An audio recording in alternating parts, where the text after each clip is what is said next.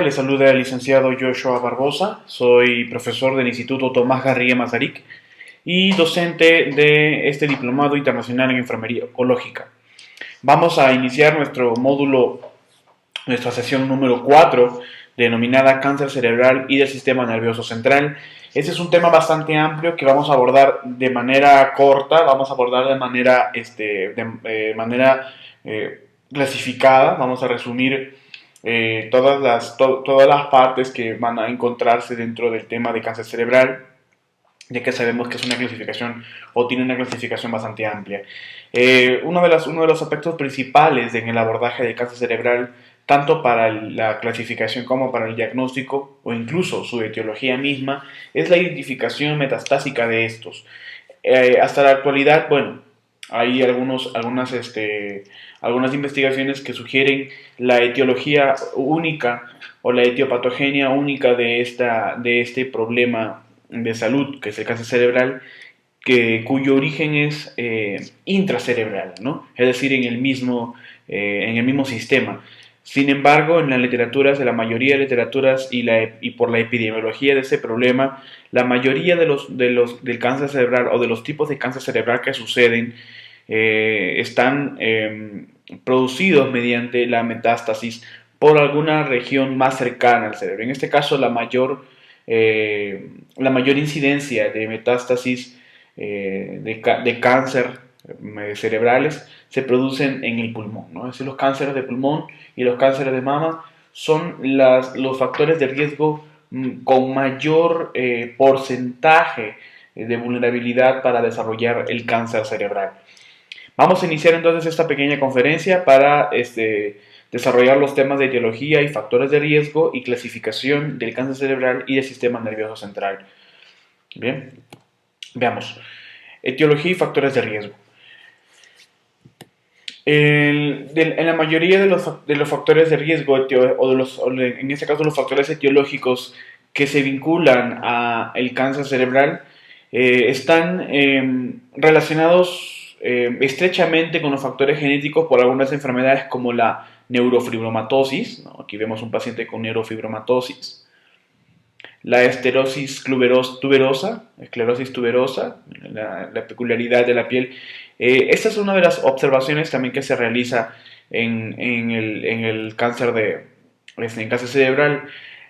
Cuando hay alguna patología cerebral, una patología neurológica, la mayoría de veces se expresa también a través de la piel. Entonces, veamos aquí, por ejemplo, son patologías totalmente metastásicas y que invaden o que ocasionan problemas a nivel neurológico, cerebral, estructural, principalmente estructural, antes que funcional, principalmente estructural, la patología cancerígena del cerebro. La persona puede estar dañada y la principal función es la pérdida, quizás la principal afección es la pérdida de funciones, de ciertas funciones a la postre, ¿no? Es decir, a la larga, va a pasar bastante tiempo cuando se empiezan a alterar las conexiones neuronales o la circulación misma, ¿no? La esclerosis tuberosa es otro de los factores etiológicos. La poliposis familiar, en este caso es una poliposis familiar del colon, ¿no? Es también una invasión que puede provocar metástasis hacia el cerebro y provocar la enfermedad. La enfermedad de von Hippel-Lindau, ¿no? Que son tumoraciones localizadas en cerebro, riñones, vaso, ¿no? Y aquí en este caso tenemos el cerebro, ¿no? Miren, podemos ver diferentes imágenes y podemos ver la afección del cerebro. Bien, el síndrome de Turcot, también con pólipos, en este caso más superiores y más periféricos, ¿no? El sarcoma de tejidos blandos, que no se confunda con una úlcera por presión. Miren la diferencia entre en este caso es un liposarcoma, ¿no? Vamos a observar un liposarcoma. Ataca directamente al tejido adiposo, ¿no? Las leucemias. Finalmente, las leucemias es otro de los factores de riesgo para desarrollar cáncer cerebral, ¿no?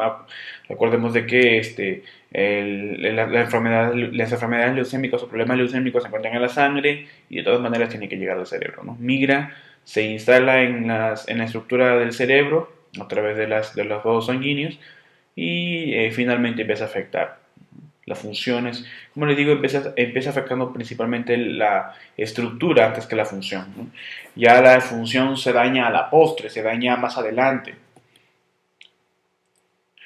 Los factores de riesgo para el desarrollo de cáncer cerebral se encuentran en función de principalmente exposiciones químicas a cloruro de vinilo, a la radiación, a petroquímicos, a tintas, por ejemplo, al acrilonitrilo, a aceites lubricantes y a solventes, ¿verdad? Bien, los factores de riesgo víricos es otro de los factores de riesgo principales para el desarrollo de cáncer cerebral. En este caso se le atribuye al virus de Epstein-Barr. Es el principal virus que puede afectar al cerebro y puede ocasionar cáncer cerebral.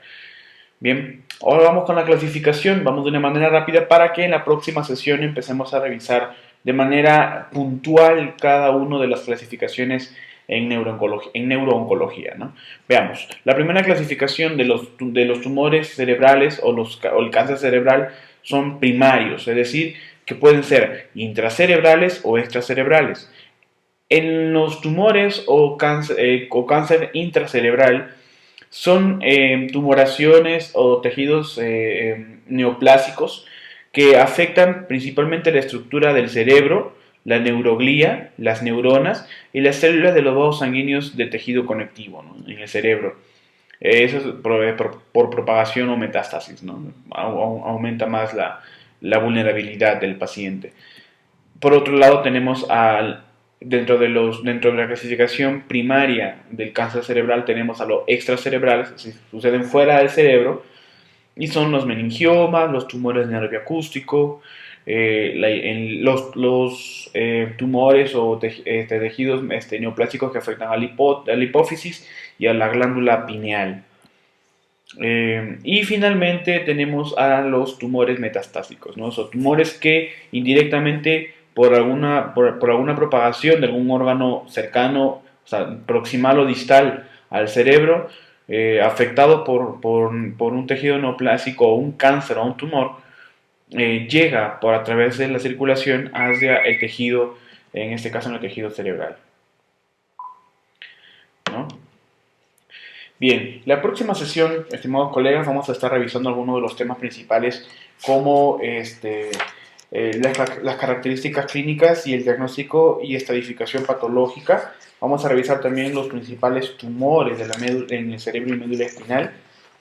Y estaríamos revisando también cómo se dan algunas de las metástasis en los cánceres cerebrales. Para la siguiente sesión, sería la sesión número 6, vamos a estar revisando los tumores cerebrales primarios, ¿no? Para poder abordar todas las sesiones, por lo menos unas 8 sesiones, los problemas en neurooncología. Bien, muchísimas gracias, estimados colegas. Se despide el licenciado Joshua Barbosa.